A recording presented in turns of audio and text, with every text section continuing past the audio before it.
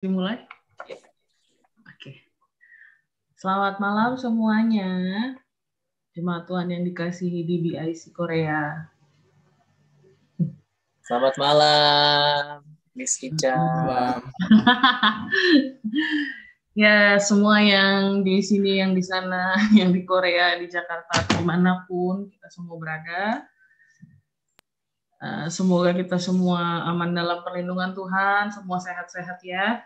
Sehat jasmani, rohani, dan segalanya. Alright, so today kita akan membicarakan tentang topik yang sangat berarti dalam hidupku, karena until this very second, I'm still on my way to process this. As we all know, kita udah bahas, kita udah mention topiknya adalah tentang self acceptance. Ya, jadi self acceptance itu secara pribadi buat hidupku adalah proses yang sangat unik dan sangat luar biasa, karena untuk sampai pada titik aku di hari ini, aku melewati cukup banyak perjalanan atau hari-hari di mana self acceptance seems impossible. So in the past, self acceptance is one impossible thing for me. Itu adalah hal yang sangat impi-mimpi lah istilahnya gitu. Karena sebelum akhirnya aku mengalami yang namanya pemulihan seutuhnya dari Tuhan, penerimaan diri itu probably the last thing in my list that I want to do. Karena I even myself don't want to do that. I think that I don't deserve to be accepted. So that's what happened in the past. Jadi this is why the topic is very special to me, karena I'm not just talking to you, but I'm sharing my life with you, and then I'm talking to myself too. Jadi we all here still in the process, I believe. Kayak aku percaya bahwa self acceptance adalah proses yang harus kita terus jalani seumur hidup, karena hidup tidak berhenti menjadi susah hanya karena kita punya penerimaan yang kuat, iman yang kuat, gitu kan. Bahkan orang yang punya iman terkuat sekalipun pasti masih dicobai. Jadi kita harus terima bahwa meskipun kita merasa bahwa kita sudah dipulihkan seutuhnya sama Tuhan, kita tetap harus terima fakta bahwa pencobaan itu akan tetap selalu ada. Tapi yang jelas ketika kita sudah tahu bahwa kita memiliki Tuhan yang menerima kita seutuhnya, itu adalah sebuah fakta yang paling kuat yang bisa membuat kita bertahan di dalam proses penerimaan ini. Okay, so self-acceptance.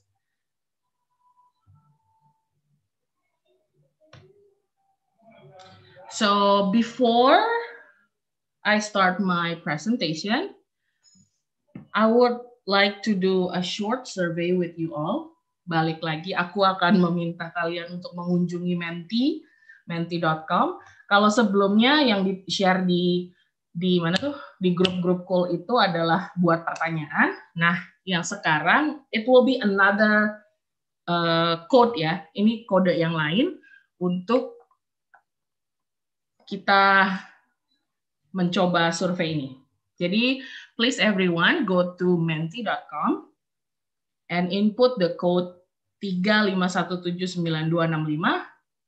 I have one question di sana, and I hope you can sincerely answer the question. And you don't have to be afraid because I will never know siapa yang jawab dan siapa yang mengirimkan jawabannya. Ya. So, kayaknya 2 menit atau 3 menit bisa kali ya. Kita semua mencoba ke menti.com, terus input the code 351792265. Oke, jadi udah semua sharing ya. Kalau kita boleh baca sedikit. I'm not trying to trigger someone, tapi I think sharing this will help us to know that somebody out there are struggling with this. Jadi diharapkan kita bisa punya compassion, kita bisa punya sebuah pengertian bahwa oh ternyata ada orang yang struggle sangat berat menghadapi self acceptance untuk hal-hal dalam hidupnya yang sulit sekali dia terima. Okay, I will read some ya. Jadi kesalahan masa lalu, my perfectionist side, my big fat body, I can relate to that. And then me being so innocent, self-confidence, dijauhi teman-teman. Terus imposter, kadang aku nggak sebaik yang orang bilang. Face appearance, gampang panik. Family, body, it's not an ideal body. Easily get lonely. Family situation. Ya, jadi banyak sekali dari kita semua di sini yang mengalami kesulitan. Bukan berarti tidak bersyukur, tapi ada area-area dalam hidup kita yang kita butuh extra effort untuk bisa menerima, untuk bisa kita terima, untuk kita bisa embrace. Nah, jadi terima kasih semuanya yang udah sharing, yang udah jawab pertanyaan yang ada di sana. Tadi waktu aku bacanya, ya kayak beberapa poin gitu, oh my god, ya that's so me gitu kan. Oh yang itu, oh iya aku juga ngalamin ini nih gitu kan. Jadi I'm telling you, we are in this together. Kita semua pasti sharing the same pain, the same struggle gitu untuk supaya bisa belajar menerima diri kita sendiri gitu. And so thank you so much for joining, for participating, and then we will go to the presentation lagi. Jadi kita akan baca dari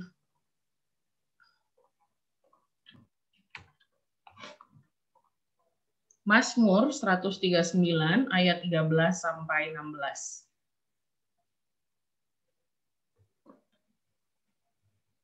Edu tolong baca 13-14, Tata tolong baca 15-16 ya. Gue 13-14 ya, Cak ya? Yes. Oke, Mazmur 139 ayat 13. Sebab engkaulah yang membentuk buah pinggangku, menenun aku dalam kandungan ibuku. Aku bersyukur kepadamu oleh karena kejadianku dahsyat dan ajaib. Ajaib apa yang kau buat, dan jiwaku benar-benar menyadarinya. Oke, pasal 139 ayat 15. Tulang-tulangku tidak terlindung bagimu ketika aku dijadikan di tempat yang tersembunyi dan aku direkam di bagian-bagian bumi yang paling bawah. Ayat 16. Matamu melihat selagi aku bakal anak, dan dalam kitabmu semuanya tertulis hari-hari yang akan dibentuk sebelum ada satupun daripadanya. Amin. Amin. Ini pasal dari Mazmur 139 ayat 13 sampai 16 ini benar-benar menjelaskan asal mula kita gitu, bahwa kita tuh dibentuk sama Tuhan, ditenun, bayangkan ya, the God of this universe menenun kita dalam kandungan ibuku. Jadi kelahiran kita itu bukan sebuah kelahiran kecelakaan, kelahiran kita itu bukan tidak direncanakan. Mungkin earthly parents menganggapnya, oh ini anak kelepasan nih gitu, kecolongan gitu kan, jadinya lahir gitu ya. But it's not like that for God. Karena saat dia menenun dan membentuk buah pinggang kita ada di pikirannya Tuhan. Jadi kita ini adalah hasil karyanya Tuhan. Kita adalah masterpiece-nya Tuhan. Dan that really explain the value that we have even before we born. Dan itu sangat bersyukur banget kita semua punya satu kepastian itu, sehingga setiap kali kita merasa ragu dengan nilai diri kita bisa kembali lagi untuk mengingat itu gitu. Bahwa hey, buah pinggang gue ini ditenun loh sama Tuhan gitu, dibentuk loh sama Tuhan. Tulang-tulangku itu benar-benar like in very detail, God made me gitu. Jadi waktu Tuhan membentuk kita dalam kandungan, matanya tuh tertuju untuk itu gitu. Ya bayangin lah kayak nggak usah jauh-jauh hal itulah, kayak misalkan pengrajin yang apa tuh yang tanah liat itu kan pas lagi dibentuk-bentuk itu kan dia nggak mungkin bisa sambil teleponan atau sambil apa gitu kan, sambil ngerjain yang lain gitu, karena pasti dia pay fully attention to his masterpiece, and we are the masterpiece of the God of this universe. What can be greater than that? Kita ini semua hasil karyanya Tuhan yang maha besar. Nah, sekarang sebelum itu kita sebelum membahas lebih lanjut tentang self acceptance, sebenarnya ada satu hal yang konsep yang aku juga mau bahas gitu ya, bahwa ini adalah personal reflectionku. Jadi mungkin I have to say this earlier ya. Jadi bahwa kalau kita membicarakan tentang human, membicarakan tentang emosional, membicarakan tentang healing journey atau segala macam, itu nggak ada yang namanya fixed formula. Something that happened to me, probably not with you. Something that works for me, mungkin aja it doesn't apply to you. Jadi kenapa sangat menyenangkan untuk mempelajari tentang manusia dan psikologi? Karena the knowledge is very wide and it's very personal. Jadi setiap each individuals, mereka punya ceritanya masing-masing, mereka punya patternnya masing-masing gitu. Jadi kalaupun satu personal reflection ini ternyata make you uncomfortable, you don't have to be worried karena it's okay. Ya, if you don't agree, if you feel not okay, if you not agree with what I said, it's okay, it's totally normal. Karena apa yang terjadi padaku belum tentu terjadi yang lain. Nah, for the past few months, I work on this matter about self-love and self-acceptance. Dulu aku pikir ini dua hal adalah hal yang sama gitu. Bahwa kalau kita menerima diri ya kita mencintai diri gitu kan. Atau sebaliknya kalau kita mencintai diri berarti tandanya kita harus terima diri kita apa adanya.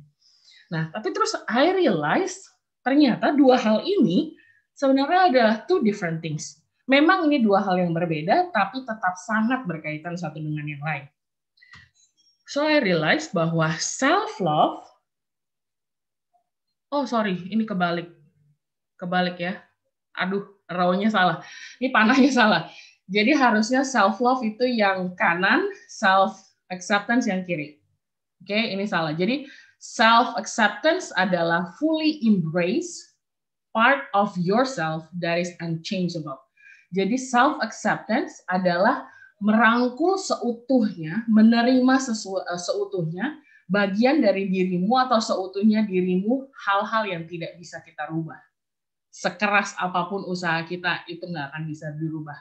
Dari self-acceptance. Ada beberapa hal dalam hidup kita yang segimanapun kita nggak suka, segimanapun kita berusaha untuk like get rid of, itu nggak akan bisa. That's the area where we need self-acceptance. Itu adalah area di mana kita butuh self-acceptance, yaitu misalnya kayak cacat dalam tubuh, gitu ya, kayak kekurangan some part of the body, gitu. Terus kamu lahir di mana, dengan orang tua yang seperti apa, orang tua yang baik, orang tua yang menyebalkan. That's the thing from your life that is unchangeable.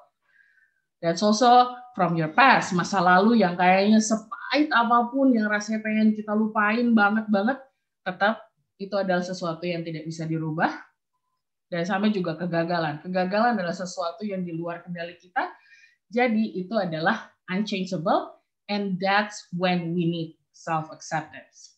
Oke? Jadi the key point of self-acceptance adalah part of ourselves that is unchangeable. Bagian dari hidup kita yang tidak bisa dirubah. Tapi kalau self-love is an act of gentleness and kindness while we are improving ourselves. Self-acceptance nggak bisa dirubah.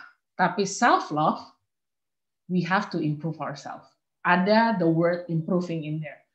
Jadi self-love itu tentang bagaimana kita memperlakukan diri kita selagi kita berproses menuju the best version of ourselves. Seperti contoh health style, character, and habit. Nah, to make it like mungkin bisa dibayangkan gitu ya. Kayak contohnya kalau ya itu self acceptance tadi, kayak kita lahir di keluarga mana itu udah pasti nggak bisa dirubah. Masa lalu kita yang pahit, yang menyebalkan, menyesakan, itu nggak bisa kita rubah. We need acceptance. Udah, that's it, gitu loh. Jadi nggak bisa diganggu-gugat, keadaan tubuh kita juga nggak bisa diganggu-gugat. The part of our body, it's not about the shape ya. It's not about shape, but it's about the completes of your body. Mungkin some people nggak punya, misalkan, nggak bisa punya tangan, atau misalkan kakinya tidak berfungsi. Nah, itu hal-hal tentang body disability. Bukan about the shape. Oke? Itu butuh acceptance. Nah, tapi self-love, kita bagaimana berbaik hati pada diri kita sendiri ketika tahu bahwa, oh kita punya weakness nih. Oh kita tahu bahwa we are not okay with this condition. So we have to improve. Nah, itulah saat kita butuh self-love. Nah, seperti contohnya, kalau self-love itu gimana? Misalnya punya habit minum alkohol. Minum-minum sampai mabok setiap hari gitu. Kayaknya kalau nggak mabok nggak asik gitu ya. Jadi kayak habitnya tuh punya habit kayak I cannot go a night without drinking gitu. Nah, untuk hal ini, you don't need self-acceptance. Nggak bisa. Oh, gue harus menerima diri gue yang ketergantungan minum-minum. Oh, gue harus terima diri gue yang ketergantungan rokok. Oh, harusnya gue menerima diri gue yang ketergantungan games gitu. 24 jam sehari gue main games. Itu diri gue yang sejatinya gitu. Gue harus terima. We don't need acceptance for that. We cannot use self-acceptance. But in order to improve ourselves better, we need self-love.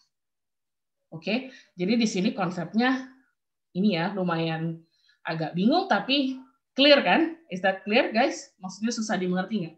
Pokoknya intinya gini, kita harus bisa ngelihat nih. Kayak misalkan ada problem dalam hidup kita gitu.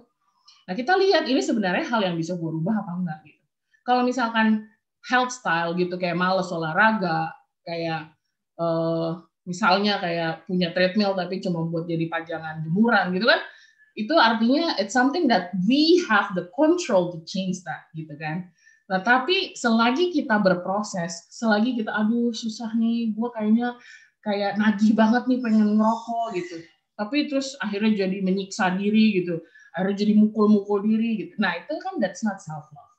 Tapi we know that something needs to be improved, and while in the process we need self-love, bukan self-acceptance. Okay? Oh, sorry. Now, what makes self-acceptance difficult? I know there are a lot of reasons, tapi mungkin for tonight, I will just talk about these three. This is kayaknya mungkin yang paling general, dan probably it related to you, probably not. Tapi satu yang paling common dan paling populer, bahwa kesulitan seseorang menerima dirinya adalah the lies. Kebohongan yang entah dikatakan oleh your own head atau mungkin the society, like people yang bilang, ih kok lu kayak gitu sih, ih kok lu gitu sih, ih lu kan harusnya nggak gini, ih kenapa sih lu kerjaannya kurang, lu harusnya udah 30 tahun kan, harusnya udah punya rumah gitu, harusnya kan lu udah nikah kalau umur 30 tahun. That's the lies from the society. Kayak standar yang dibikin society yang sebenarnya adalah kebohongan. Nggak ada istilahnya tertulis di Alkitab bahwa itu adalah kebenaran gitu. Ya pokoknya semua yang bertentangan dengan Alkitab kan adalah kebohongan ya. Jadi kadang-kadang kebohongan inilah yang membuat kita sulit menerima diri kita sendiri. Dan we struggle a lot to fight this. Padahal udah jelas bohong, udah jelas nggak berdasar, udah jelas nggak ada fondasinya, udah jelas bahwa banyak hal yang kita tahu bahwa aduh itu semua tuh kata-kata dunia doang kok, kata-kata society doang. Tapi yang jelas lies is very powerful. We listen to lies more than the truth itself. And that's what make the world getting, like very frustration, terus lebih upset, lebih depressed, ya karena mereka lebih percaya all those lies, all those kind lies. Iya, gitu kan? Nah, terus apalagi nih yang paling bikin kita susah menerima? Unsatisfaction. Bisa karena trust issue, mungkin karena your bad experience in the past, Bahwa misalnya diputusin, dan pas diputusin dibilangnya, iya karena kamu bukan cewek yang baik buat aku gitu, karena kamu banyak mau, kamu banyak minta-minta, terus kamu kurang cantik. Nah, muncullah ketidakpuasan terhadap diri karena bad experience in the past. Atau bisa juga karena traits of perfectionism. Kayak setting the standard very high on the self. Jadi maunya harus sempurna, maunya everything organized, maunya semuanya in control. Ketika semuanya nggak dikontrol, sulit. Oh, this is my fault. Kalau semuanya nggak berjalan sesuai rencana aku, oh berarti aku yang kurang bekerja keras. Oh berarti aku yang salah. Oh berarti aku yang nggak melakukan dengan baik. All those kind of unsatisfaction itu membuat kita sulit menerima diri kita seutuhnya. Yang ketiga, ini juga very common, self-punishment. Kita rasa bersalah, ya biasalah kerjaannya. Siapa sih yang suka intimidasi, ya kan? Kerjaannya ngingetin kita kesalahan yang lalu, kerjaannya bikin kita merasa bersalah, bikin kita merasa feel bad, bikin kita merasa nggak layak. Bahwa, to be honest, kayak probably as now I talk, ya, sekarang aku ngomong, mungkin this is what I suffer a lot back then gitu.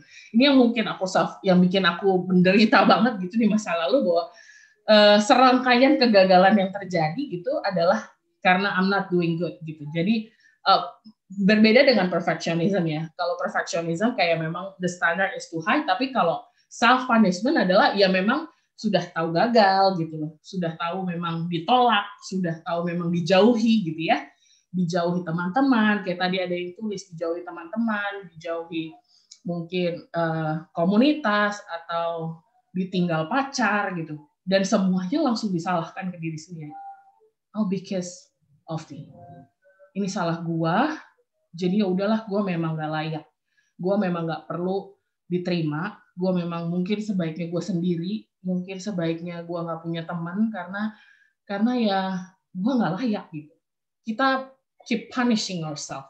Kita merasa bahwa we don't deserve to be accepted. Oke, jadi these three things. Oke, I will make it fast. So, anyone have questions so far? Oh ya, if you have question, once again you can kalau punya pertanyaan langsung bisa ke the code yang tadi di share di grupku ya. Kalau if you don't want me to read, you can send your question di sana. Okay? And then, so how? First, gimana caranya kita bisa membangun penerimaan diri sendiri? Langsung aja kita ke situ, karena biar kita memakai waktunya untuk berdiskusi lagi. Jadi, bagaimana yang pertama, bagaimana caranya supaya kita bisa belajar untuk menerima diri? Yang pertama, kita harus bisa mengidentifikasi dulu. What is your problem? Apakah ini termasuk lies? Ataukah ini termasuk perfectionism yang irasional? Ataukah ini karena trauma masa lalu? Ataukah bad experience in the past? You need to identify. Karena nggak bisa obat flu dipakai untuk ngobatin sakit batuk. Ya kan? Jadi nggak bisa one apply for all. Jadi kita harus tahu dulu sakitnya tuh apa, sakitnya di mana, dan apa penyebabnya. You cannot heal the pain that you don't admit. Kita nggak bisa pulih dari penyakit yang kita aja bahkan nggak tahu apa. Kita bahkan susah untuk mengidentifikasinya.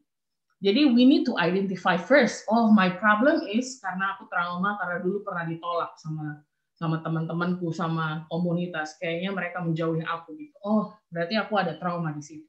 Nah, gimana nih caranya gini. Nah, baru dari situ mulailah perjalanan healingnya. Oke, one moment, please.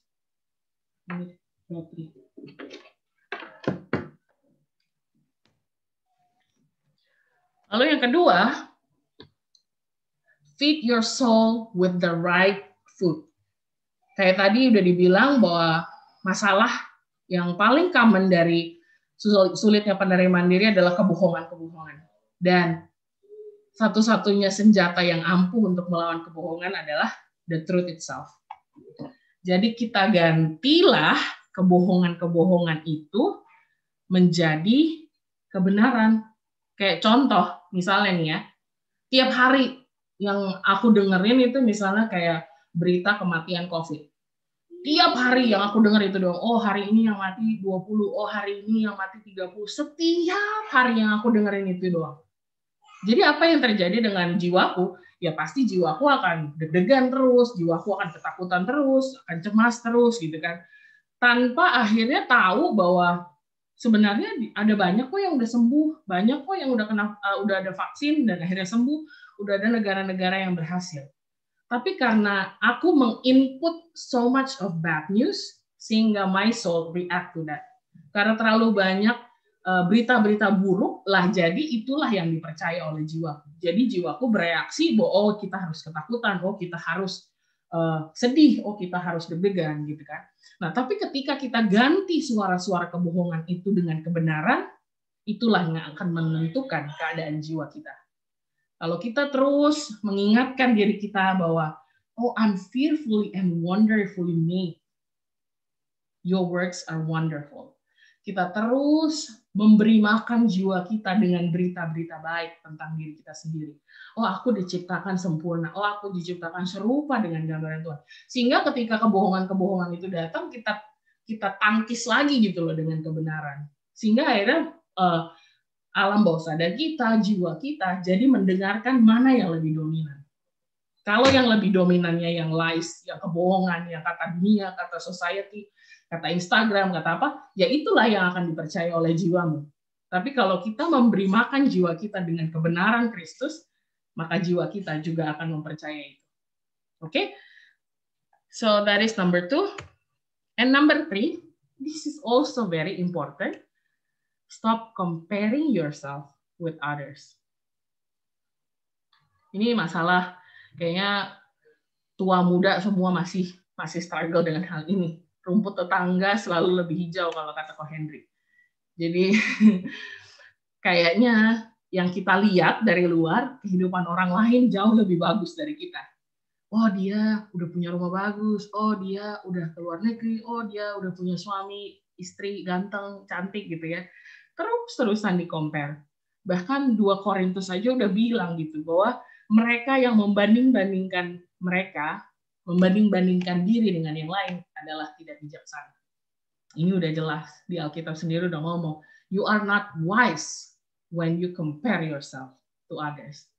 This is a very deadly disease, membanding-bandingkan diri, karena artinya kita lupa gitu bahwa semua orang punya jalannya masing-masing, terus lupa bahwa kita diciptakan unik, kita diciptakan special, kalau kita terus banding-bandingin sama orang lain.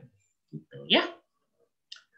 Terus yang terakhir adalah build personal relationship with our Creator. I think this is the most important one. Only from Him we can experience grace. And only when we already experience grace, kita bisa being kind to ourselves. Hanya setelah kita mengalami anugerah Tuhan, mengalami cintanya Tuhan, kita tahu betapa Tuhan menyayangi kita. Karena kita dekat dengan Dia, sehingga cintanya terasa begitu kuat, di momen itulah kita menyadari bahwa it's possible to love myself. Karena kita mencintai bukan dengan kekuatan kita, tapi kita mencintai diri, menerima diri dengan anugerah Tuhan. It's only by His grace. Kita susah untuk bisa menerima karena kita lemah, kita maunya banyak, kita terluka parah, kita sudah mengalami begitu banyak kekecewaan dan luka. Sehingga dengan hati yang penuh luka itu, kita tidak bisa mencintai lagi. Karena hatinya sudah broken. How can a broken heart love again? Right? It's only the pieces of broken heart yang kita punya. Tapi begitu kita tahu bahwa our own Creator have loved us. And we use that love to love ourselves. Only that's the most possible thing. Karena lagi-lagi yang aku mau tekankan bahwa kadang yang membuat kita sulit mencintai diri itu bukan karena we are too bad, tapi because we are too broken. Kitanya udah kepayahan, kelelahan gitu loh dengan menanggung segala luka, menanggung segala kepahitan, sehingga tidak mampu untuk mengasihi diri sendiri. Tidak mampu, terlalu sulit.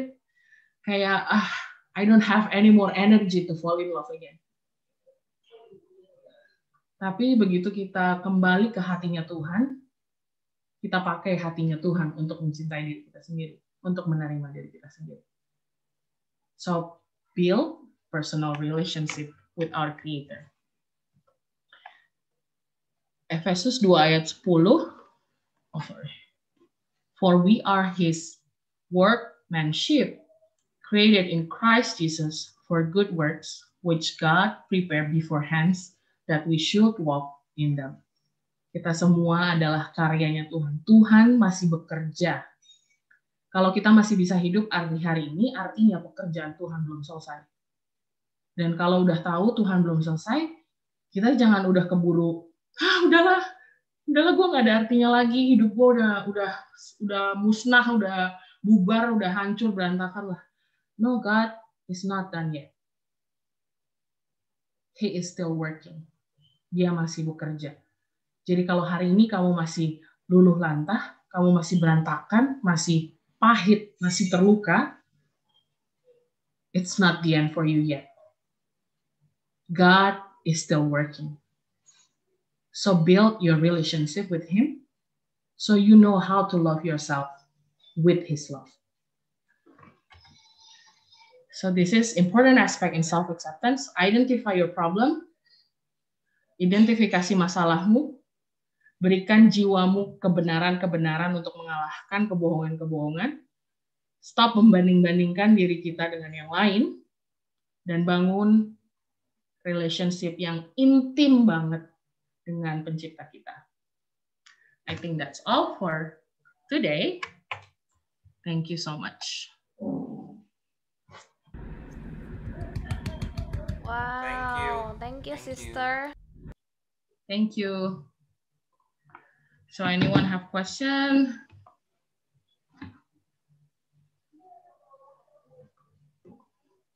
Ayo kita apresiasi dulu pembicara kita yang luar biasa sekali. Thank you, Ica. Kak Ica. Thank you, Kak Ica. Konselor ajaib. God bless. Thank you, Kak Ica. Thank you, Kak Ica. Thank you, Kak Ica. Thank you. Aduh, aku agak emosional nih tadi pas presentasi. Ya, thank you. I hope ini ya nggak terlalu membingungkan bahasanya atau karena belibet-belibet dan bercampur-campur. Mudah-mudahan tetap clear. Dan thank you untuk topik yang tidak mudah untuk di-sharingkan pada malam hari ini. Apalagi pasti kita masih banyak juga yang struggle ya dalam dua hal ini. Terus, Oke, welcome to question and answer pada malam hari ini. Jadi, aku udah lihat nih beberapa pertanyaan yang masuk. Ayo yang mau nanya silahkan linknya ya, udah disebar ya di grup-grup kan. Kalau belum mau chat pribadi ke sini di Zoom langsung atau ke Kak Ica langsung juga boleh ya. Nah, pertanyaan pertama. Ini nggak tahu sama sekali dari siapa ya, jadi tenang aja guys, kalian. Yohan, boleh nggak aku request sebelum kita baca pertanyaan, mohon WL mengambil tempat dong, kita bernyanyi dulu sebentar. Asik, silahkan Mr. WL, dipersilakan. Ya, dia pergi. Oh iya. Apa Ca, request lagu apaan Ca? Elah. Lagu yang ada di hati lo aja.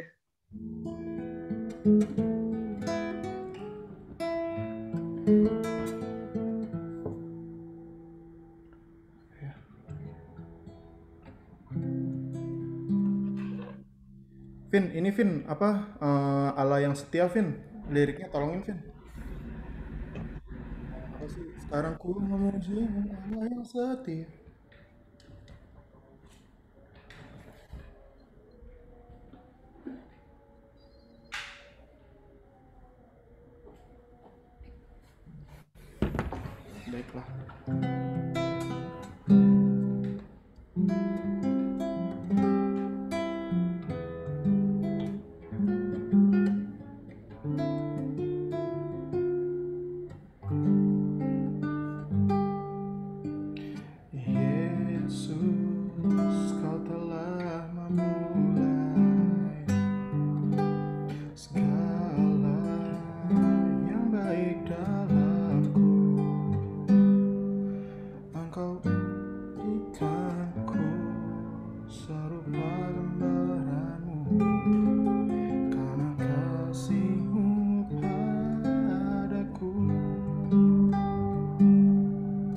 Sekarang ku memujimu, Allah yang setia, yang tak pernah meninggalkan keperbuatan tanganmu. Sekarang ku memujimu, Allah yang mulia, sempurnakan segenap hidupku agar indah bagimu.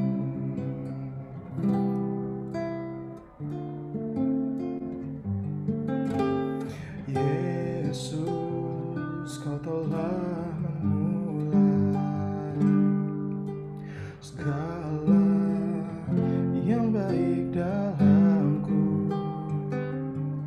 Engkau menjadikanku serupa gambaranmu dan berharga di matamu. Yesus, kau telah memulai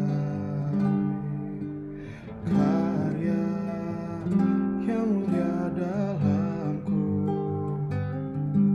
Kau memberikanku sebagai ganti dosaku karena kasih-Mu padaku.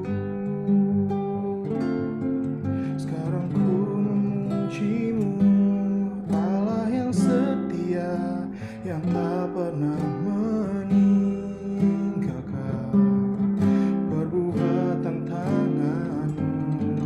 Sekarang ku menyembah-Mu, Allah yang mulia, sempurnakan segenap hidupku agar indah bagimu. Sekarang ku memuji-Mu, Allah yang setia, yang tak pernah meninggalkan perbuatan tangan-Mu. Sekarang ku menyembah-Mu, Allah yang mulia, sempurnakan segenap hidupku agar indah bagimu, agar indah bagimu, agar indah bagimu.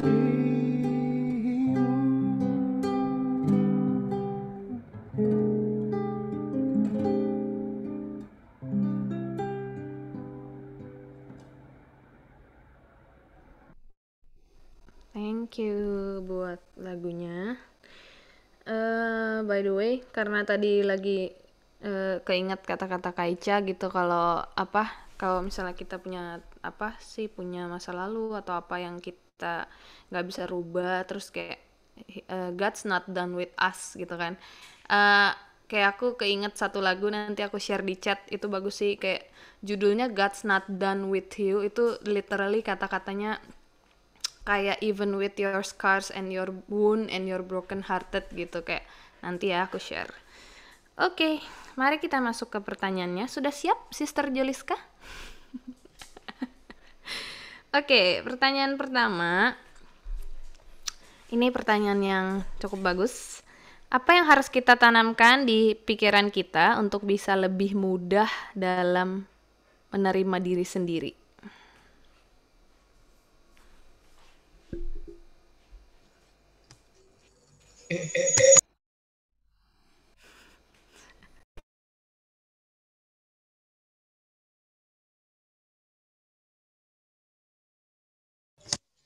Apa yang harus kita tanamkan dalam diri dalam pikiran kita untuk bisa lebih mudah dalam self acceptance. Tadi aku udah mention sedikit bahwa memang pikiran kita itu bisa kita lihat isinya apa, mana yang lebih dominan, tentang kebohongan atau tentang kebenaran. Jadi ketika sudah terlalu banyak kita mengizinkan diri kita mendengarkan apa yang dunia ini katakan, society ini katakan, sehingga itu menjadi challenge yang besar buat kita untuk bisa benar-benar tahu kebenaran bahwa saya ini diciptakan berharga, bahwa Tuhan menciptakan saya, menenun saya, membentuk buah pinggang saya, bahwa saya ini adalah karyanya Tuhan gitu. Jadi apa yang harus kita tanamkan, bahwa kita itu harus terus-terusan abide in His word. Kita harus terus-terusan mencari firman Tuhan, mencari kebenaran, mengganti, mereplace gitu ya. Jadi ini kebohongan yang udah ada di sini itu nggak akan bisa hilang hanya karena kita suruh pergi. Tapi bisa ini hilang kalau digantikan dengan yang baru. Sama kayak bad habit. Bad habit itu nggak bisa hilang kalau tidak diganti dengan new habit. And that's the same thing. New thought itu nggak bisa dibuild ulang kalau tidak diganti dengan new thoughts. Jadi semua kebohongan bisa ditengking hanya karena kita pakai kebenaran. Jadi abide in His word is the only way untuk bisa terus-terusan memfokuskan pikiran kita kepada yang benar. Begitu ya. Jadi penting banget untuk balik lagi ke firman, Karena cuman itu yang benar. Begitu. Ada tambahan kok, Dedi? Cukup. Excellent. Oke, nggak lain, nggak bukan. I hope it's clear enough. Kita harus punya pedang roh ya. Next. Jadi harus punya senjata yang kita pegang di dalam pikiran-pikiran kita buat melawan kebohongan-kebohongan yang ada di pikiran kita sendiri gitu ya.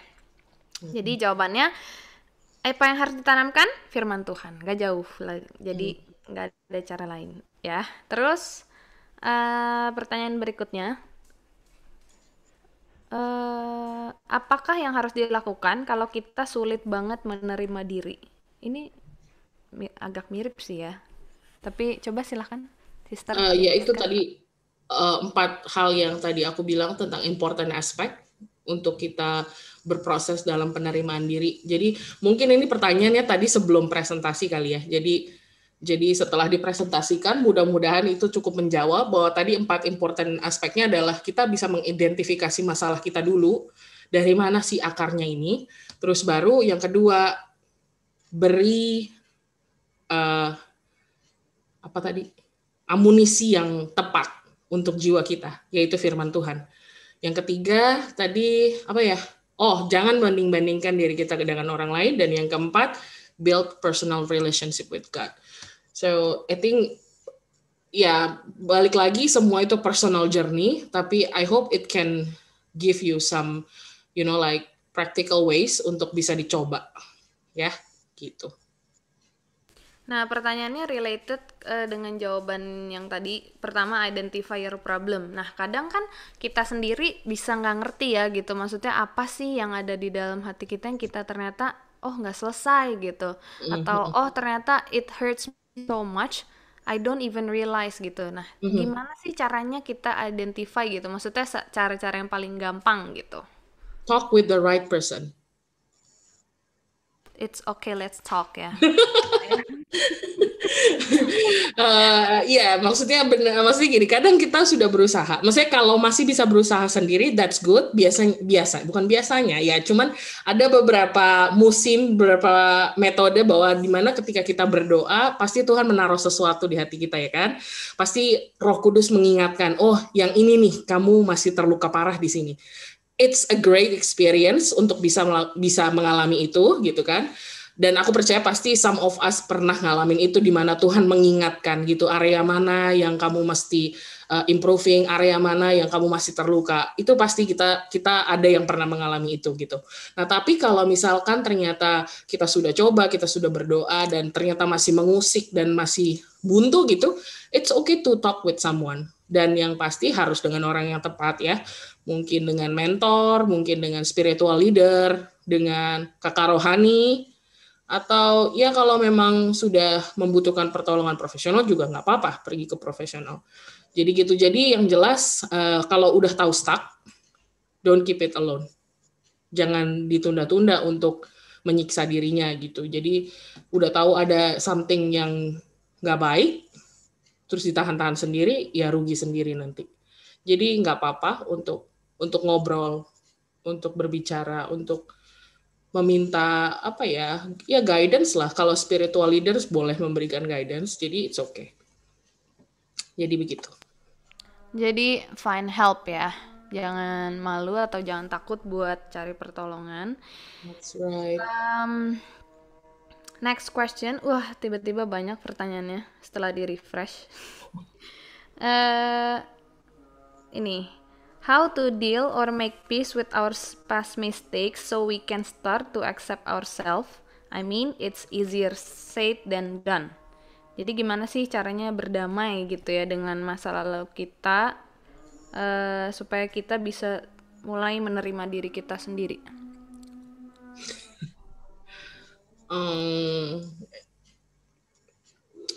Gimana ya? Kita perlu tahu dulu juga masa lalunya seperti apa. Apa masa lalu yang membuatmu sangat tenggelam di dalamnya, baru nanti makanya identifikasi dulu masalahnya ya. Jadi tidak ada jawaban satu untuk semua, karena ya tadi yang aku bilang bahwa sakit batuk nggak bisa diobatin pakai obat mata. Jadi yang penting adalah mengidentifikasi dulu. Jadi apa sih sebenarnya bagian dari masa lalu yang sangat sulit kamu terima, yang sangat sulit kamu overcome gitu. Mulai dari situ dulu gitu. Oke, misalkan udah nemu nih ya, misalnya gitu. Oke, masa lalu yang sulit saya terima adalah tentang kegagalan gitu kan. Saya dulu gagal masuk fakultas psikologi gitu. Curhat ya, maaf. tapi ya, it takes time for me untuk finally understand bahwa kegagalan yang aku alami saat itu ternyata was not really bad gitu. Bahwa ternyata kegagalan itu membawa saya kepada pengalaman yang lebih baik gitu. Jadi intinya kayak kita caranya berdamai adalah dengan caranya mengenal dulu gitu loh. Mengenal dirimu, mengenal lukamu, mengenal masalahmu gitu. Jadi kamu tidak tahu apa yang harus diobati kalau kamu sendiri tidak tahu sakitnya apa. Kamu nggak tahu area mana yang harus diobati, masa lalu mana nih yang harus diobati gitu. Apa yang harus diterima, kenapa sulit sekali diterima, apa yang mendasari itu. Dan itu yang harus dicari tahu gitu loh. Jadi start from there. Gitu ya. Jadi mungkin nggak ada jawaban yang fix terhadap ini karena it's very wide and it's very complicated and very complex dan very personal. Gitu. Jadi talk with someone kalau memang masa lalumu masih menjerat dan masih jadi stumble, masih jadi batu sandungan gitu misalnya sampai hari ini. And if you feel like it's too long already, kayak misalkan ya, I'm not trying untuk mengecilkan, tapi misalnya kayak masa lalu yang bikin merasa bersalah, kayak gara-gara aku kucingku mati 10 tahun yang lalu misalnya, karena aku tinggalin di jalan raya. Nah, sudah 10 tahun berlalu, tapi aku masih merasa sedih. Nah, itu you need to talk to someone. Apa yang bikin kamu bisa sedip itu sedihnya? Gitu. Jadi, mungkin bukan tentang kucingnya, tapi mungkin tentang kehilangan lain yang ternyata tidak diproses. Bisa jadi seperti itu. Jadi penting untuk bisa go deeper with your pain. I think that's the answer for now, bahwa get to know your pain better first. Gitu. I hope ini tadi ya quotes yang bagus banget dari Kak Ica tuh, you cannot heal from the pain you don't know atau you don't admit. Aku ingat Kak Ica pernah bilang juga kayak kalau kita nggak mengakui kita sakit, ya kita nggak akan bisa sembuh dari itu gitu ya. Keterbukaan adalah awal dari pemulihan ya. That's right. Berikutnya wah, pertanyaannya mulai ini nih. Ini ada pertanyaan. Aduh. Ya tiba-tiba. Oh, jadi kalau you have something in mind, you can share ya. Jangan gini-gini aja kok. Please help me. I need your guidance too.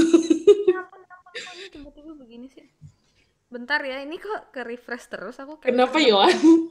Dia tiba-tiba aku kalau mau Zoom dia tiba-tiba ke-refresh sendiri gitu. Kayaknya mungkin ada orang yang lagi ngetik pertanyaan berbarengan kayaknya. Oh, Oke. aku Nah, bisa sih buka di sini. pertanyaan berikutnya.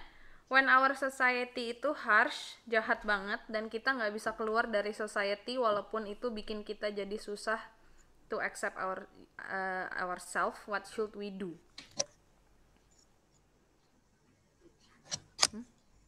Jadi kalau misalnya kita tuh berada di society yang jahat banget, mungkin kata-katanya gitu ya, dan kita nggak bisa keluar dari society itu,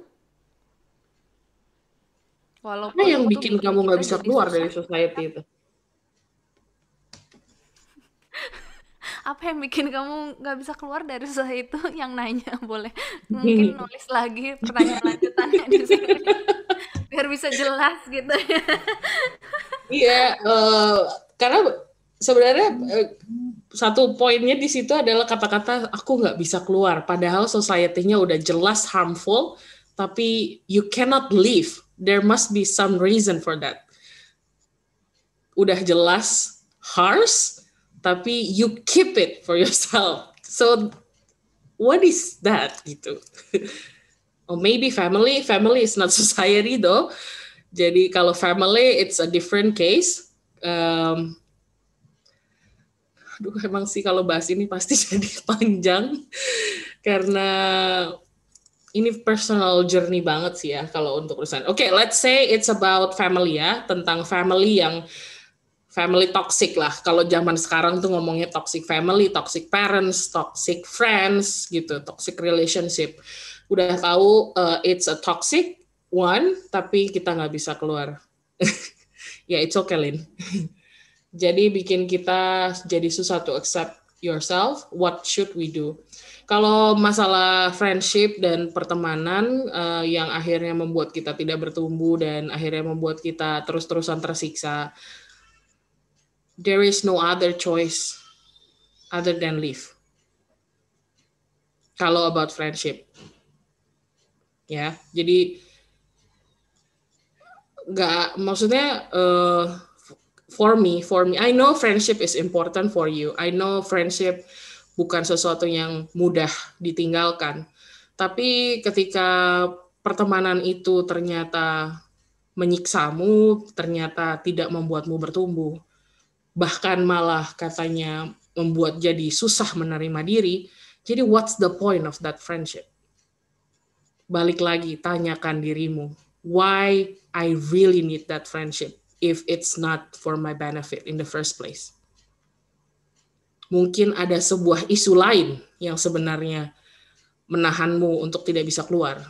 Mungkin isu fear of abandonment, fear of left behind, atau apapun. Fear of being alone. Lagi-lagi identifikasi masalahmu. Begitu. Kok Dedi ada tambahan? Mungkin kalau yang keluarga, Cak, yang family ya. Gimana kok? Ya itu. Gimana kalau family ya? Kalau for me personally, iya sih. Kalau family memang panjang sekali prosesnya. Harus ada counseling, harus ada family counseling. Jadi kenapa prosesnya panjang? Karena ini berhubungan dengan orang yang tidak bisa ditinggalkan gitu ya. Kan nggak mungkin kita putus hubungan dengan keluarga ya kan. Tapi kalau family counseling is impossible, then you get your personal counseling first. Kalau apalagi sampai di mana keluarga ini benar-benar sudah membuatmu sangat terluka, sudah sampai abusive, sudah sampai very toxic, you need to find professional help. Untuk bisa, bukan untuk kabur dari rumah, bukan untuk melepaskan diri dari family, tapi how to live with them. Jadi, karena itu adalah sesuatu yang tidak mungkin kita bisa melarikan diri, tapi bagaimana cara melindungi kita ketika masih ada di rumah itu, gitu loh. Jadi dengan bantuan profesional, kamu akan dibantu untuk bagaimana menempatkan dirimu, bagaimana melindungi dirimu, dan bagaimana memulihkan dirimu ketika kamu harus tetap berada di lingkungan itu, harus berada di rumah itu. Jadi bukan changing the family, but changing your own healing first. Jadi doing something for your own healing dulu gitu. Karena family berat urusannya gitu. Apalagi family yang jelas-jelas menolak counseling segala macam.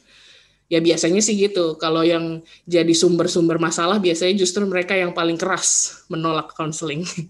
Begitu biasanya. Tapi ya kalau ternyata Roh Kudus yang udah bekerja, nggak ada yang bisa stopping. Jadi tetap bawa dalam doa kalau memang itu adalah keluarga yang benar-benar menyakiti. Kayak ada waktu itu pernah ada yang cerita, I feel so suffocated being at home. Kayak rumah harusnya jadi tempat yang nyaman, tapi saya ngelihat orang tua saya tuh, aduh, menyesakkan gitu kan ya. Ya, heal yourself. Itu dulu deh. Mungkin ya, find the help to heal yourself. Jadi kita tidak usah mengharapkan orang lain. Jadi jangan berpikir bahwa keluargaku harus berubah dulu baru aku bisa sembuh. Bukan. Kamu bisa sembuh with your own. And it's possible. Semangat ya. Gitu. Oke. Semoga menjawab. Jadi kalau misalnya society atau lingkarannya itu bisa ditinggalkan, tinggalkanlah. Tapi kalau nggak bisa, try to find help and heal yourself first. Ya. Wow. Oke. Moderatornya ini nih. Summary-nya. Moderatornya punya kemampuan summary yang padahal aku ngomongnya muter-muter loh. Tajam silet katanya. Oke. Pertanyaan berikutnya. Terkadang setting high standard itu baik untuk menjadi dorongan, tetapi kadang kalau nggak bisa diraih itu membuat kita jadi minder dan merasa worthless. Gimana respon ke pikiran negatif ini?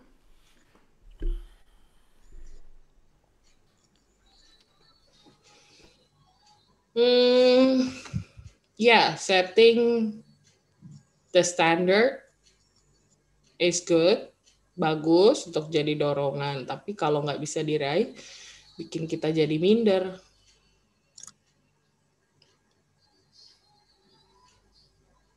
Oke.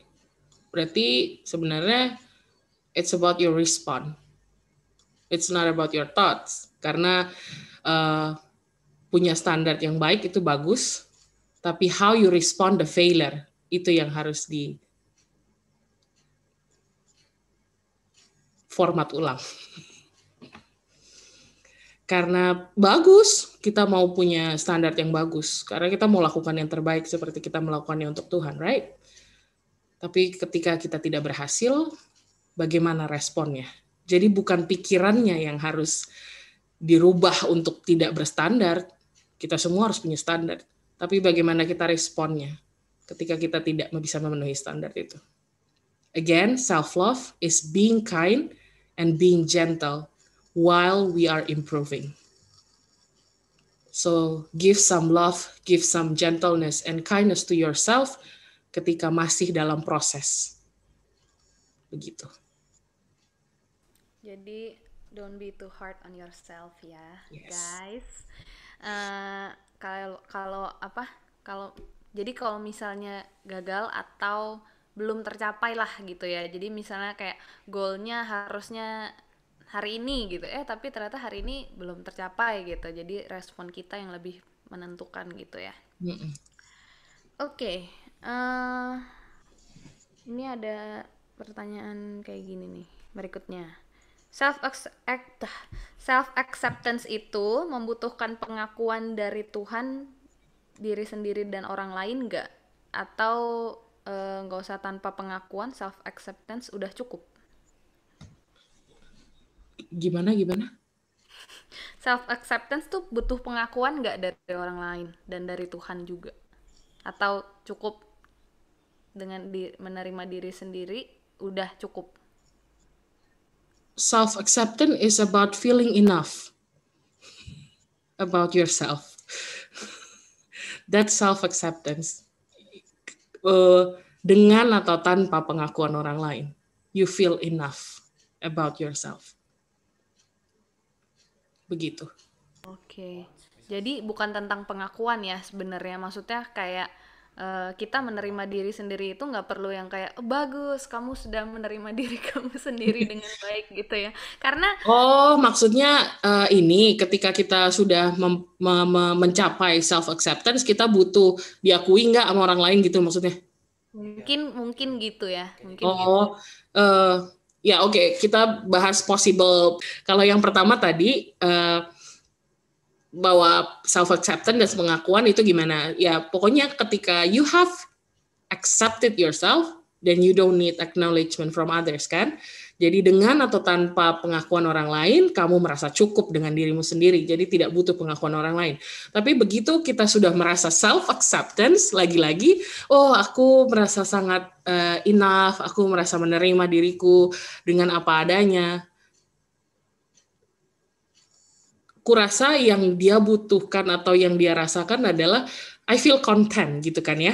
Jadi kayak segalanya sudah cukup gitu. Jadi bukan pujian dari orang lain yang dia cari, tapi kelegaan, tapi kesembuhan, tapi pemulihan. Itu menjadi goal utamanya, bukan pujian orang lain. Kayaknya sih gitu. Jadi pujian dari orang lain itu kayak ya additional aja.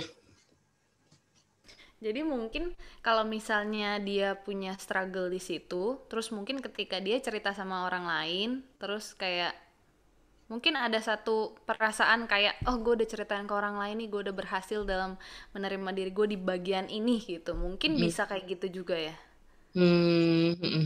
Ya bisa juga. Bisa juga kalau dia mau.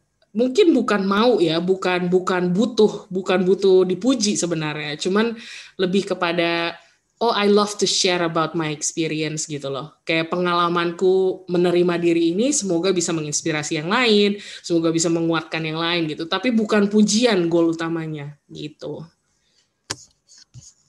Oke, baiklah. Ini sekali lagi hanya asumsi ya, kalau dia butuh pujian atau gimana, karena pertanyaannya agak sedikit ya, oke.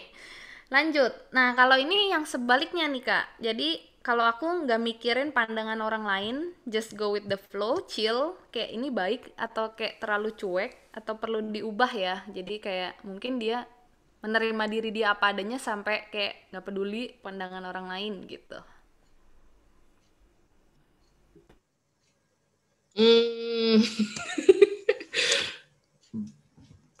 Ya, sebenarnya balik lagi dulu dilihat apa perilakunya yang menurut dia cuek itu. Kalau misalnya nih ya, it's just example ya, it's not trying to insult someone. Misalnya kayak dia cuek dengan gue udah menerima diri gue padanya, gue nggak peduli dengan pandangan orang, jadi gue nggak usah mandi, jadi gue nggak usah sikat gigi. That's a problem. Itu harus do something kan. Jadi dilihat lagi perilaku mana. Misalnya kayak, gue posting di Instagram, I don't care how many likes I got, gue nggak peduli berapa yang komen. That's good. That's a good thing. Sikap cuek untuk konteks itu baik. Tapi kalau konteksnya sudah merugikan orang lain, sudah membuat orang lain tidak nyaman, bahkan tidak baik untuk dirinya sendiri, itu kecuekan yang tidak diperlukan. Itu harus dirubah justru. Begitu. Jadi kalau self acceptance dalam hal yang baik dan gak merugikan orang lain, lakukanlah itu ya. Tapi kalau misalnya hal itu mengganggu orang lain, kayak misalnya ya udah emang gue orangnya gini gitu, agak badannya agak bau gitu gitu ya. Jadi itu harus diubah gitu ya. Makanya tadi balik lagi ke konsep tentang self love dan self acceptance tadi. Kalau acceptance ya udah itu adalah hal yang nggak bisa dirubah. Tapi kalau udah tentang hal yang masih bisa diimprove, then you can improve. You have to improve. Gitu. Aku ingat kita berdua pernah ngobrol kekurangan dan keburukan. Jadi kalau misalnya kekurangan itu kan udah nggak bisa diubah tuh ya kan. Tapi kalau keburukan kayak bad habit bla bla bla itu masih bisa diubah. Jadi indikatornya dua ini ya. Kalau misalnya kekurangan, misalnya mata agak sipit gitu. Jadi ya udah gitu ya, terima aja gitu. Cuek aja gitu kan. Orang mau ngomong sipit ya bagus kalau dicuekin gitu ya. Ya, gitu Tapi ya. kalau misalkan di matanya ada belek terus dia diemin, nah itu that's a problem gitu. Jadi bedakan mana yang kekurangan, mana yang keburukan. That's a good point. That's good. Jadi itu ya. Dan mungkin 2 pertanyaan lagi deh ya, karena waktunya sudah semakin malam. Terus dia refresh lagi. Tunggu ya. Apakah self acceptance itu berlaku dalam segala hal di hidup kita? Balik lagi tadi ke poin tadi ya. Ada hal-hal yang bisa dirubah, ada hal yang tidak bisa dirubah. Kalau hal yang tidak bisa dirubah, jelas self acceptance itu berlaku. Tapi lagi-lagi kalau urusan kayak personal hygiene, terus sifat malas atau sifat nggak mau mandi apa segala macam, itu bukan self acceptance. We don't need self acceptance for that. Ya, jadi if it's something that you can improve, kalau itu adalah hal yang masih bisa diperbaiki atau dirubah menjadi lebih baik, because we need to be the best version of ourselves, ya. Best version of self itu berarti ada yang diimprove. Tapi tanpa mengecilkan hal-hal yang tidak bisa kita rubah. Gitu loh. Jadi menjadi versi terbaik dari kita itu ya oke, kita menerima yang tidak bisa dirubah, tapi kita akan improve yang bisa dirubah. Begitu. Dan self acceptance tidak berlaku dalam segala hal. Balik lagi, kalau mau short answer-nya ya tidak berlaku di semua hal. Oke, pertanyaan terakhir. Kalau misalnya kita gimana caranya buat nyemangatin temen yang terus-terusan self pity gitu, kayak misalnya gua nggak bisa nih. Ini pertanyaan dari moderator. Ini tiba-tiba kepikiran gitu, kayak misalnya kan ada kayak temen-temen yang kalau misalnya dia tuh selalu merasa gua kurang, gua ini, tapi kita udah berusaha kayak enggak, lu tuh gini, di Alkitab juga udah ditulis gini, tapi dia terus-terusan kayak enggak, gua nggak bisa, gua gini. Itu gimana caranya? Udah kamu usahakan kan? Ya misalnya kita tuh udah berusaha gitu kayak sampai kayak ya udahlah lu jelek mau diapain lagi gitu misalnya gimana, tapi si orang ini misalnya kayak dia tetap terus-terusan kayak istilahnya kayak terus-terusan terpuruk gitu, kayak kita udah berusaha gitu. Oke. Jadi poinnya adalah kamu sudah berusaha yang terbaik, sudah keep encouraging. Ya udah sampai situ. It's not your job to fix them. If they don't want to fix themselves, then you cannot. Apalagi kamu bilang udah berusaha, tapi mereka tetap. Jadi gini, intinya berarti bukan lagi soal self pity lagi. Itu artinya dia juga nggak bisa percaya kamu sebagai temannya. Itu udah hal lain ya. Ini kok jadi julid ya. Tapi maksudnya benar, kayak my best friend udah bilang gitu, I'm doing good gitu kan misalnya ya. Dan biasanya aku akan oke, because you said so, then I will believe. Tapi ternyata you're doing good gitu. Enggak. Kan berarti dia juga ada trust issue juga dengan kita sebagai teman. Kenapa lo nggak mau dengerin gua gitu? Kenapa lo nggak percaya dengan gua? Berarti itu kan another problem, ya kan? Jadi bukan hanya tentang dirinya sendiri, tapi dia dengan social skill-nya juga mungkin ada issue gitu loh. Kenapa dia susah percaya dengan orang lain? Begitu. Jadi intinya lakukan sesuai batasanmu, lakukan yang terbaik, ada di sana ketika dia butuh. Tapi kalau dia tidak berubah, you don't have to feel bad because they don't change. Because you cannot change a person who doesn't want to change. So leave them. Quote yang sangat bagus sekali.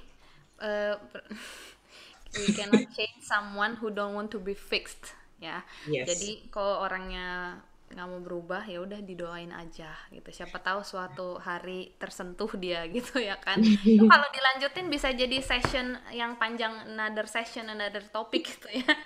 Oke. Karena waktu sudah lumayan malam. Kalau misalnya masih ya udah nggak terima pertanyaan lagi ya.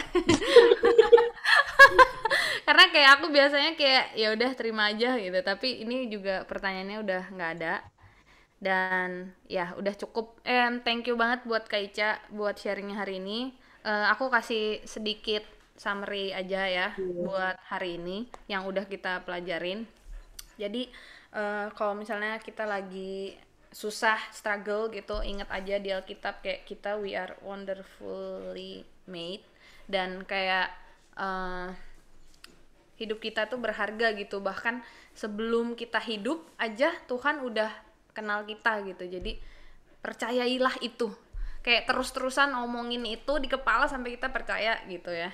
Terus kayak self acceptance itu terima hal-hal yang nggak bisa dirubah dari hidup kita. Sedangkan self love itu gentleness and kindness while improving, yang memperbaiki yang kurang-kurang gitu ya. Terus caranya ingat lagi, identify. Kalau susah identify, boleh silahkan ke ahlinya. It's okay, let's talk, tersedia anytime, ya kan? Kalau misalnya kalian susah ngomong di sini, ya kan? Nah, selanjutnya feed your soul, yang pasti baca firman Tuhan, dengar firman Tuhan, dengar kebenaran yang kayak udah nggak mungkin, kayak maksudnya kebenaran firman Tuhan itu tidak mungkin salah gitu, kayak baca dari sumbernya udah nggak mungkin salah gitu. Mau orang ngomong enggak lo kata Tuhan lo tuh gini-gini, lo ya udah baca aja Alkitab gitu. Terus kayak ini yang poin paling penting juga, nomor 3, stop comparing yourself. Apalagi sekarang itu kayak kalau lihat TikTok, IG gitu, kayak wow, sangat-sangat gampang banget ngelihat hidup orang lain yang lebih wah gitu. Tapi di satu sisi kadang kayak aku lihat TikTok pun gitu ya, misalnya nonton yang kayak wah rumahnya gede gini bagus, terus misalnya wow ini bajunya bagus, wah ini tiba-tiba terus terselip lah iklan-iklan kayak misalnya kita bisa, terus kayak bapak ini kasihan gitu. Jadi kayak stop comparing ourselves gitu. Terus ya nomor 4 juga paling penting, personal relationship. Jadi kalau misalnya kita kenal siapa Tuhan kita, siapa yang menciptakan kita, dan untuk apa kita diciptakan, kita pasti bakal kayak lebih mudah untuk bisa menerima gitu hidup kita dan dengan masalah-masalah dan trauma-trauma kita yang dari masa lalu dan sebagainya gitu ya. Oke, terima kasih buat malam hari ini. Ya ampun, teh kotak lagi nih iklan. Silakan Ko Dedi. Thank you Ica, thank you Yohan, apresiasi ya buat kedua hambanya yang luar biasa. Jadi teman-teman boleh ke Instagram It's Okay Let's Talk ya. Di sana ada konselor Ica Juliska, the storyteller of your mental health and healing journey ya. Jadi jika tadi ada pertanyaan-pertanyaan yang mungkin belum clear ya, karena tadi ada beberapa asumsi, jadi mungkin bisa secara personal masuk ke sana ya. Ica murah hati kok. Dia sudah menerima banyak kemurahan Tuhan dalam hidupnya, jadi dia nggak keberatan untuk bisa membantu teman-teman yang memang punya hal-hal yang personally ya mau ditanyakan. Ya Cak ya. Thank you so much. Ya, thank you so much Ica, sampai hari ini setia dengan BIC Korea meskipun sudah kembali ke Jakarta, tapi kita tetap terkoneksi, dan sungguh saya secara pribadi sangat diberkati gitu dengan pelayanan Ica selama di Korea, dan bahkan setelah Ica kembali ke Jakarta pun kami sangat diberkati gitu ya. Boleh dibilang gabungan salah satu pembicara kondangnya adalah konselor kita ini gitu ya. Haleluya. Ya, terima kasih banyak di tengah kesibukan Ica masih bersedia untuk dengan BIC melayani. Oke, baik, itu saja. Kita mau berdoa ya. Mari sama-sama kita berdoa kepada Tuhan ya. Bapa, kami bersyukur malam ini adalah malamnya Tuhan. Engkau membuka mata hati kami menjadi terang untuk kami melihat betapa berharganya kami di hadapan-Mu. Dan kami juga bersyukur untuk inspirasi yang kami boleh terima dari hamba-Mu, Juliska Tuhan. Kami tahu kasih karunia Tuhan sangat besar dalam hidupnya, hikmat, kedalaman yang Tuhan percayakan dalam hidupnya juga sangat besar, dengan kapasitas yang Tuhan percayakan dalam hidupnya untuk menjadi berkat bagi banyak orang. Kami sungguh amat bersyukur dan kami terus berdoa supaya hamba-Mu ini terus ada dalam proteksi dan perlindungan dari Tuhan, supaya dia bisa terus Tuhan mengalami perkenanan Tuhan dalam perjalanan imannya, sehingga hidupnya dipakai oleh Tuhan untuk menjadi blessing kepada banyak orang. Terima kasih untuk Yohan yang sudah membantu Tuhan sebagai moderator. Kami juga berdoa kasih karunia Tuhan berlimpah-limpah. Juga untuk Edu yang sudah melayani pujian penyembahan. Kami bersyukur untuk malam ini Tuhan. Berkat Tuhan atas para pelayan yang sudah melayani. Dan kami semua akan kembali ke aktivitas kami masing-masing Tuhan. Kami rindu terima berkat dari Tuhan. Mari buka hati, tengadakan kedua belah tangan saudara. Dan terimalah kasih karunia dari Allah Bapa, berkat dan pertolongan dari Tuhan Yesus Kristus, sukacita dan damai sejahtera bersama dengan Roh Kudus akan terus menyertai saudara sekalian mulai dari sekarang sampai selama-lamanya. Dalam nama Yesus, semua yang terus mau rindu mengalami pembaharuan dari Tuhan sama-sama katakan amin.